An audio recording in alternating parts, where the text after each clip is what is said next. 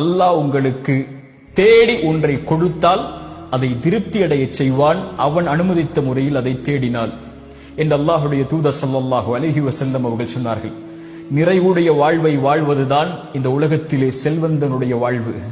கோடிகளை வைத்திருப்பதோ அல்லது சொத்துக்களை உலகம் முழுக்க குவித்திருப்பதோ ஒரு செல்வந்தவனுடைய வாழ்வல்ல.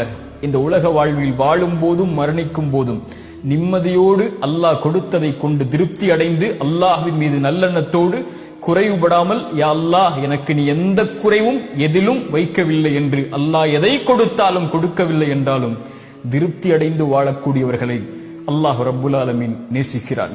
மனிதா, இந்த உலக வாழ்வில் நீ எதை தேடினாலும் ஒரு நாள் உன்னை விட்டு அது பிரிந்துவிடும்.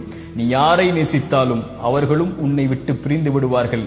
அவர்கள் உன்னை மறந்து விடுவார்கள் விரைவில். போன தலைமுறையுடைய செல்வந்தவர்கள் யாரென்று நமக்கு தெரியுமா? இந்த தலைமுறையில் நமக்கு தெரியும்.